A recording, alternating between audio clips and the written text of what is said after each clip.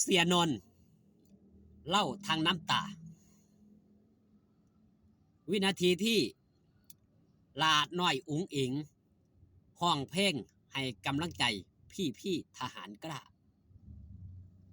สวัสดีครับผมสวัสดีพี่น้องครับป้องปายมิตรหมอแคนแฟนหมอลำยินดีต้อนรับเข้าสู่ช่องไทยสีเกตชาแนลตกคำย่ำเย็นแล้วครับพี่น้องมือนี่พี่น้องหลายผู้หลายคนผมเชื่อว่าน้ำตาซึม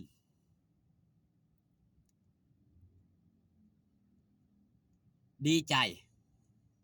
ที่ได้เห็นยังครับได้เห็นภาพแห่งความสุขจากเรื่องเล่าจากคำเว้าบ่แม่นเรื่องเล่าจากคำเว้าของเสียนนท์มื้อนี้ครับทีมงานสาวน้อยเพชรบานแพงนำทีมด้วยลาน้อยอุ๋งอิงพ่อนนท์แม่บีนี่ละได้ยังครับได้เป็นตัวแทนเนาะของทำทีมสาวน้อยเพชรบานแพงนี่ไปมอบเข้าของเครื่องใส้ให้กับพี่ทหารที่อำเภอกันทรลักษณ์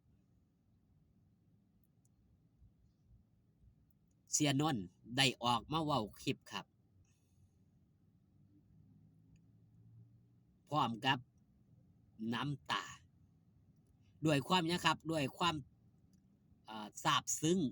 ซาบซึ้งใจเนาะตื่นตันใจที่ได้เห็นภาพบรรยากาศ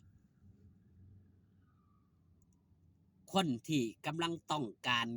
ขวัญและกำลังใจพอได้รับขวัญและกำลังใจจากลาดน้อยอุ๋งอิง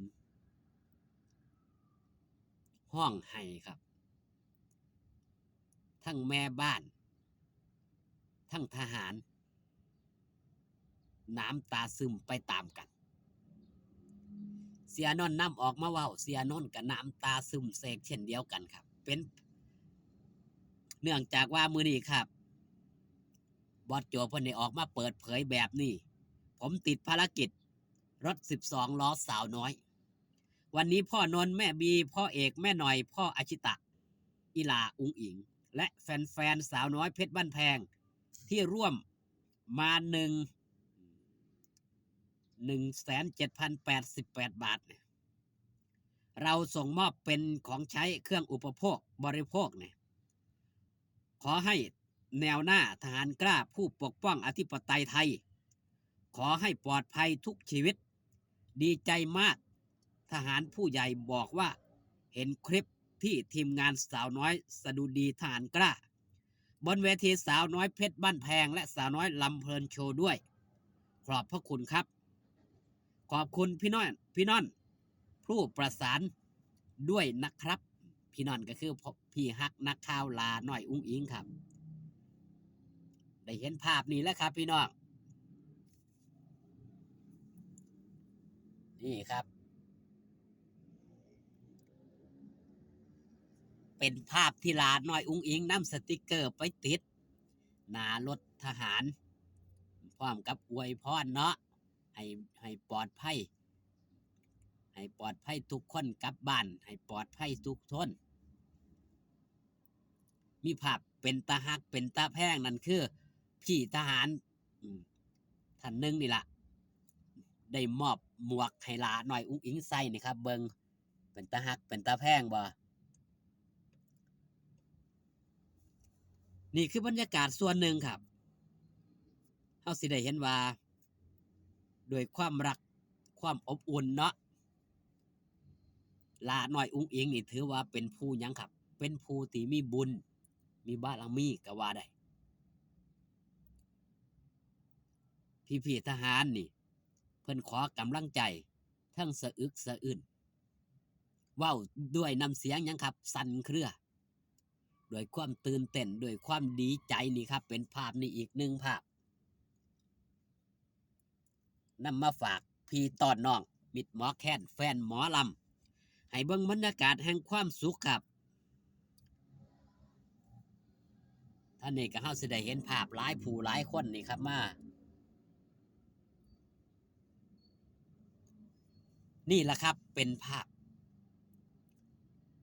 แห่งความสุขเป็นภาพแห่งความปราบปลื้มยินดีแฟนคลับ FC แห่แหนกันเข้ามาคอมเมนต์จังไดครับบ่เสียแห้งครับที่ได้ติดตามหลาน้อยอุ๋งอิงดีใจโมทนาบุญกับหลาน้อยอุ๋งอิงหลาน้อยอุ๋งอิงก็ถือว่าเป็นตัวแทนบอสโจเป็นตัวแทนสาวหน่อยเพชรบันแพงเป็นตัวแทนของมิตรหมอแคนแฟนหมอลำที่ซอยกันบริจาคเป็นเงินเนาะหลาน้อยอุ๋งอิงก็เอาไปแปลงเป็นสินทรัพย์สิ่งของไปมอบให้เราพี่ทหารในแนมชายแดนครับนี่เบิ่งบรรยากาศอุ๋งอิงส่งกำลังใจให้พี่ทหารหารนี่ภาพนี่จากช่องพ่อแม่อุ๋งอิงนี่เป็นภาพที่ลาหน่อยอุ๋งอิงติดสติกเกอร์ให้สติกเกอร์ลาหน่อยอุ๋งอิงนี่เป็นมงคลครับจากเด็กน้อยบริสุทธิ์กายบริสุทธิ์ใจเด็กน้อยที่มีแต่พลังบุญบารมีวาสนา สิ่งดีๆงามๆอยู่กับหลาน้อยอุ๋งอิงผู้ใดปรารถนาจังใดอีหยังก็ตามก็มาขอร้องหลาน้อยอุ๋งอิงมักจะประสบผลสำเร็จตัวนี้บ่ได้อวยเนาะครับเนาะเพราะว่ามันเกิดขึ้นอีหลีตามที่พี่น้องมิตรหมอแคนแฟนหมอลำนี่ได้เบิ่งได้แย่งมานี่ครับเหตุการณ์มันเหล่านี้มันเกิดขึ้นด้วยความเป็นจริงบ่ได้อวยว่าหลาน้อยอุ๋งอิงเป็นผู้วิเศษจังสั่นจังสี่เพียงแต่ว่ามันเกิดขึ้นตามสถานการณ์ต่างๆตามความเชื่อของคนคนนั้นนั่นเองแฟนคลับ FC หมู่เฮาเจ้าข่อยก็ดีใจครับมื้อแลงอย่าลืมอย่าพลาดไปให้กำลังใจหลาน้อยอุ๋งอิงพร้อมทีมงานชาวคณะสาวน้อยลำเพลินโชว์พระเอกนางเอกสาวน้อยเพชรบันแพงกับไปร่วมโตกันอยู่หันครับเป็นศิลปินรับเชิญบนเวทีสาวหน่อยลำเพลินโชว์เล่นที่อำเภอพิบูลมังสาหารจังหวัดอุบลราชธานีพี่น้องมิตรหมอแคนแฟนหมอลำมีความคิดเห็นว่าจังไรครับ